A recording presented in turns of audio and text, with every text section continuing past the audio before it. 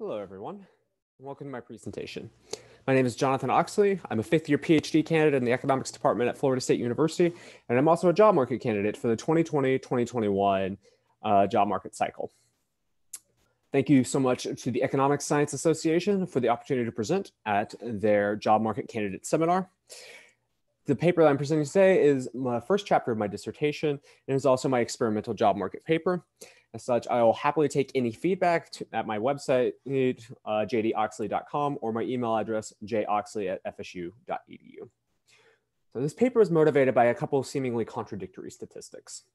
First, donations to religiously affiliated charities in the United States make up nearly 3/4 of all charitable donations.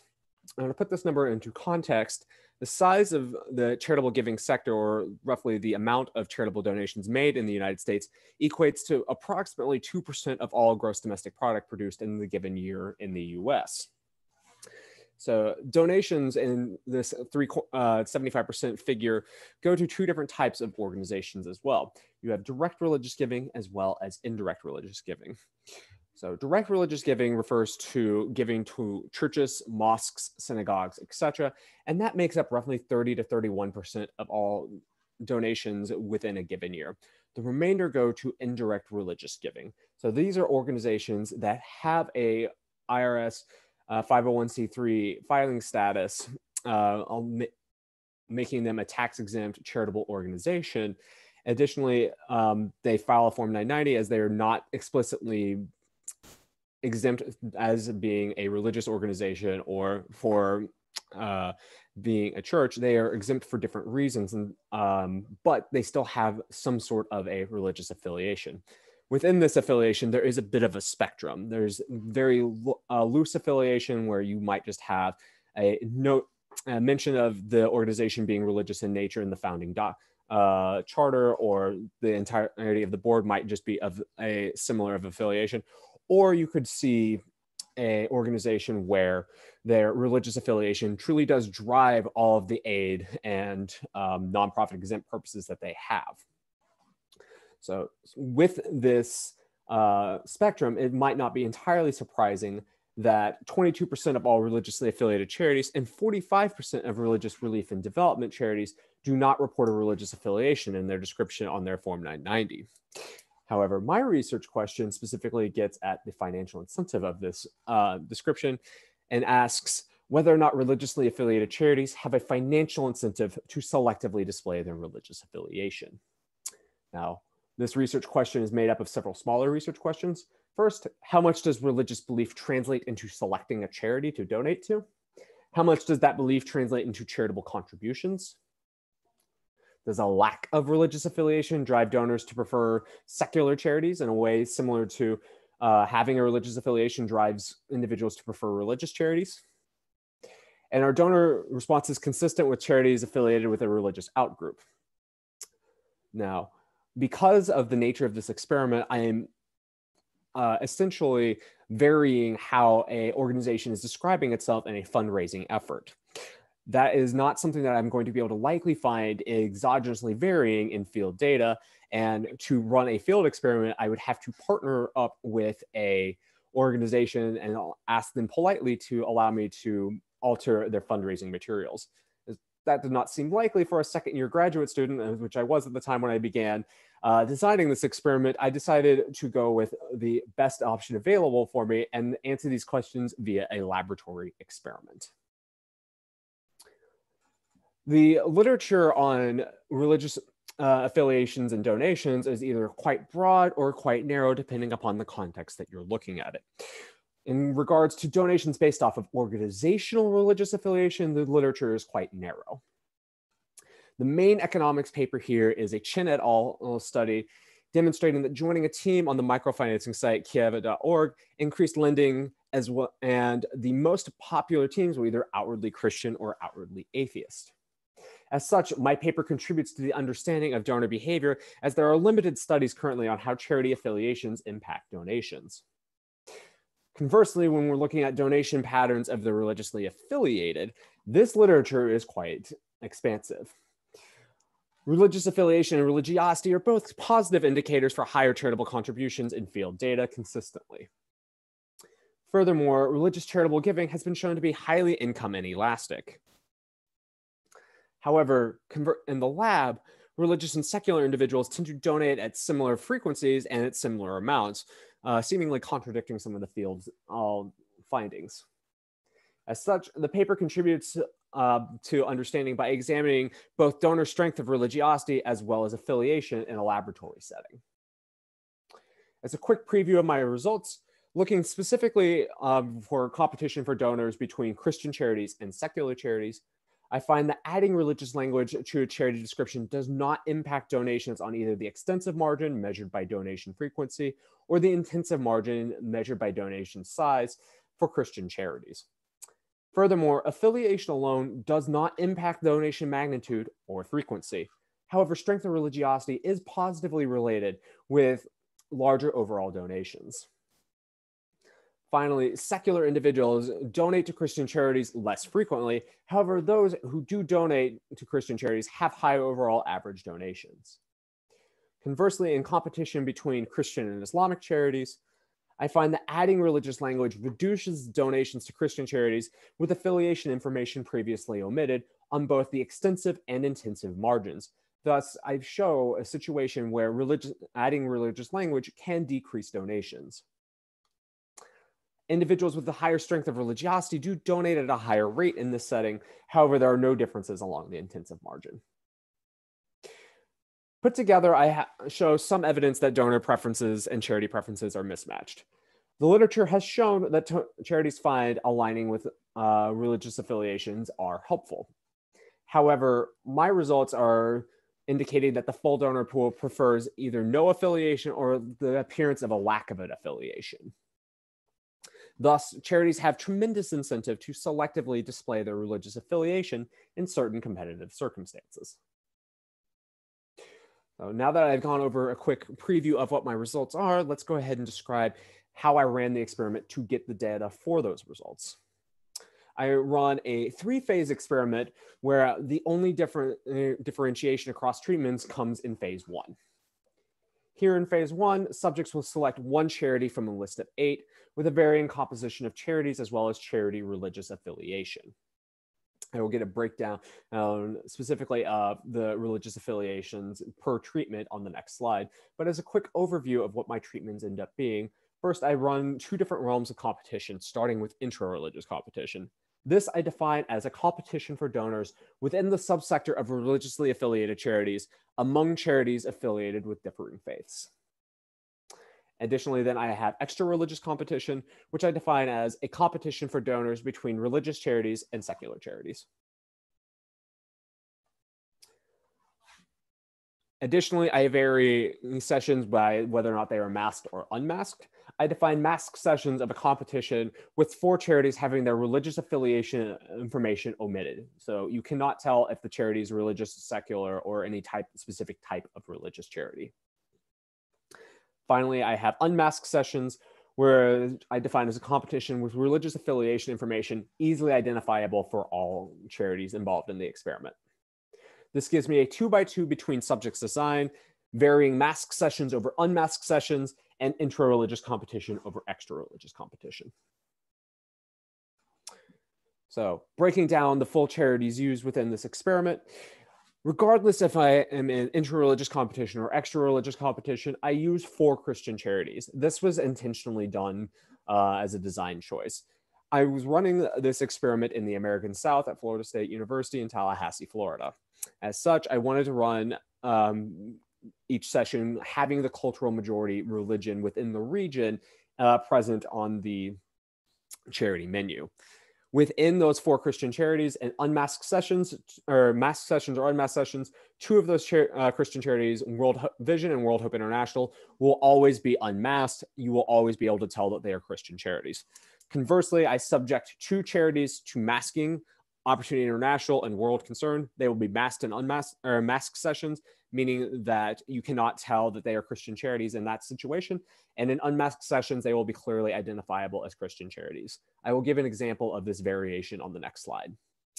For intra-religious competition, I use 4 Islamic charities. Again, having 2 charities that are consistently unmasked, you can tell by the name, and 2 charities that I will subject to masking and unmasking. Finally, for extra religious competition, I substitute out the 4 Islamic charities for 4 secular charities. Again, having 2 that are consistently unmasked, easily identifiable, of having a lack of religious affiliation, and 2 being religiously ambiguous in masked sessions and clearly unaffiliated in unmasked sessions. The placement of each charity on the menu is randomly determined before each session and is randomized every session. So let's get into an example of what I mean by masking and unmasking. I'm going to first start with World Hope International, which is a charity that is consistently unmasked in my experiment. Based off of the highlighted, you can tell that this organization is clearly identifiable as a Christian charity.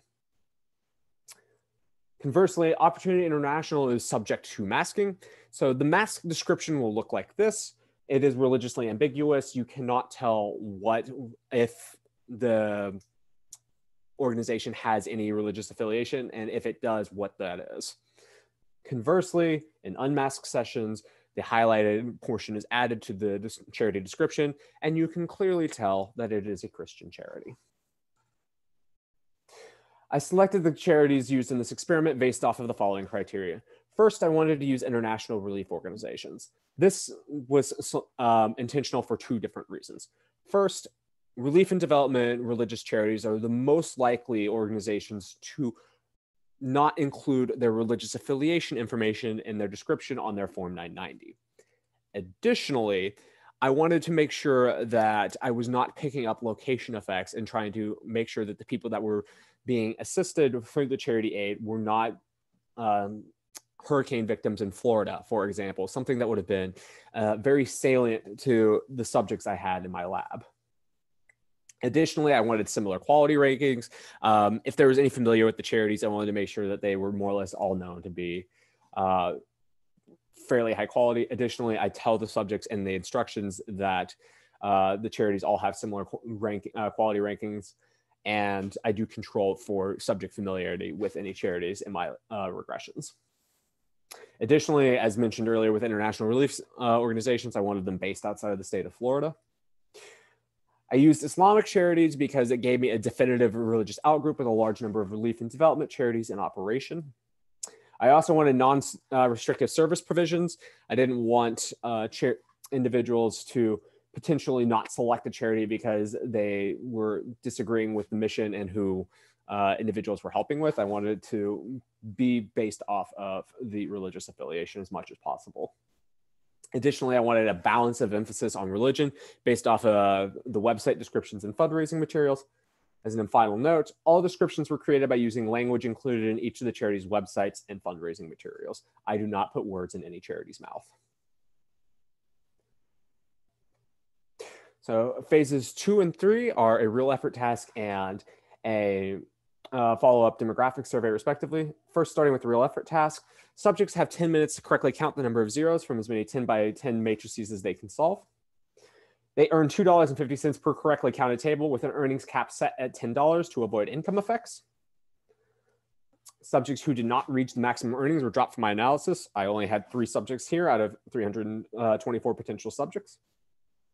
After the task is complete, subjects make their donation decision. After that, they move into a demographic survey. Here, I'll be asking them fairly standard questions such as their college major, their age, their ethnicity, gender identity. Additionally, I also ask them for their religious affiliation as well as their familiarity with any charities used in the experiment. And finally, I also ask them a series of questions to measure their strength of religiosity from the Duke University Religion Index. This is a 5 to 27 point scale, 5 being least lowest strength of religiosity and 27 having the highest strength of religiosity, and are based off of the following questions. How often does the subject attend church or other religious meetings? How much time does the subject spend in private religious activities such as prayer, meditation, or scripture study? In the subject's life, do they experience the presence of the divine? Is the religious belief what lies behind their entire life approach? And does the subject carry religion into all dealings of their lives? This Duke score does correlate well in my data with identifying subjects who affiliated themselves with the Christian denomination, and also had correlated with lower scores to subjects who were identifying themselves as having no religious affiliation. So moving into raw data plots of my experimental data, starting with the extensive margin for intra-religious competition. The charities in green are going to be Islamic charities, and the charities in orange are going to be Christian charities. Those charities who were subject to unmasking are going to be the hollow shapes, while those who had a consistent description throughout the experiment and were not subject to unmasking are going to have the solid shapes. I see no difference in donation frequency for any type of charity organization except for Christian charities who experienced unmasking. So after adding in religious affiliation identifying information, I see roughly a 11 percentage point drop in donations in the raw data to Christian affiliated charities and intra-religious competition.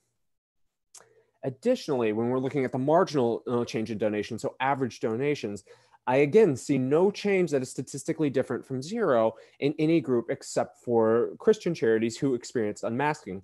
So adding in religious language corresponded to a roughly $1.75 decrease in average donations received. Turning to the extensive margin in extra-religious competition, here the blue charities are going to be secular charities and the red charities are going to be Christian charities, but again, the hollow and solid shapes follow the same rules as they did for the previous graphs. I find no change in unmasking in any charity type on the extensive margin. However, I do see an increase in average donation dollars by about $1.75 as well for organizations who are secular that had secular identifying information added to their description in unmasked sessions. So after experiencing unmasking, donations to secular charities increase in the raw data.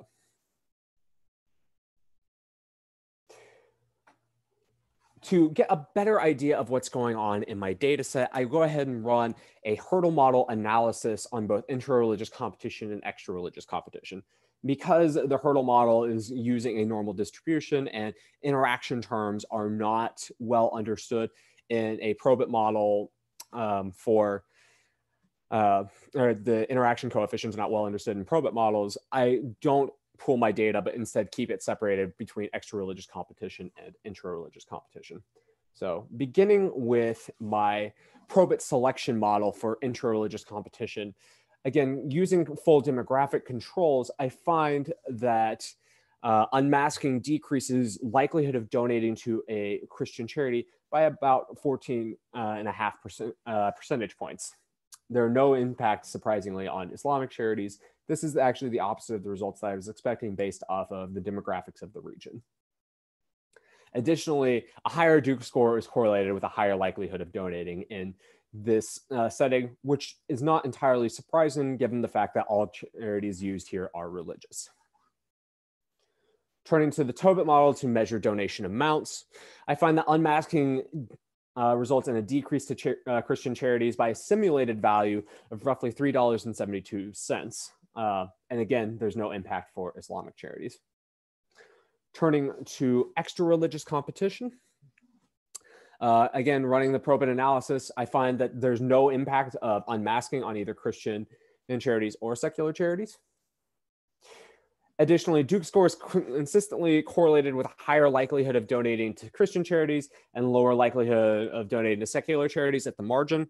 What this is telling me is that individuals are separating as we would expect based off of their religious affiliation. However, it appears that the strength of religiosity is more important to this separation than the affiliations themselves, as the affiliation, for the most part, is rarely statistically significant with full demographic controls. Conversely, when we go move into the Tobit model, looking for average donation amounts, we see that secular unmasked moves to statistically insignificant. So I don't have a statistical difference from 0 in the simulated Tobit amount. I believe that this is because there's a difference in secularly affiliated individuals or individuals with a lack of a religious affiliation in my unmasked sessions versus my masked sessions. So controlling for this in my regression knocks that effect out statistical significance. Additionally, I do find that secular individuals who donate to religious charities as a whole do donate at larger rates than religiously affiliated individuals. This does not extend to unmasked religious charities. Finally, I also note that the Duke score in when looking at average donations to all charities is related to higher overall donations by about 58, a simulated value of about 58 cents. All right, so to summarize my results, I find that financial incentive does exist for religious charities to selectively display their religious affiliation, particularly in situations of interreligious competition where they're competing with other religious charities. The results indicate that charities with a religious affiliation should have multiple marketing strategies. I'm unable to identify if these incentives are changed by donors substituting out of direct religious giving and into indirect religious giving. This is something that, because of the constraints of the lab, I can't control for and would like to be able to look into more in a lab in the field type setting in the future. Additionally, strength of religiosity predicts donation likelihood and average donation better than affiliation alone. The results here build on a literature showing a lack of difference in donation patterns by religiously affiliated and non-affiliated individuals. Additionally, strength of religiosity is a strong predictor for donor likelihood in interreligious competition and is correlated to higher donations in extra-religious competition. I cannot identify if affiliation is the primary donation and driver in a donation decision. What I mean by this, I can't tell because I have only one decision whether subjects are eliminating charities based off of not liking their mission description writ large and then choosing based off of the organization that best fits their religious affiliation / religious identity, or if they're selecting from only a subset of charities that match their religious identity and then choosing the organization that best fits their interests based off of the description. To answer that question better, ideally, I'd like to look into that question. I'd ideally like to answer this question with a future lab in the field type of setting. So thank you all again so much for watching. My name is Jonathan Oxley. I'm a behavioral and public economist, and I'm also a 2020-2021 job market candidate from the economics department at Florida State University. I'm applying for economics, public policy, and public administration postings. My email is joxley@fsu.edu, and my website is jdоxley.com. Thank you so much for watching.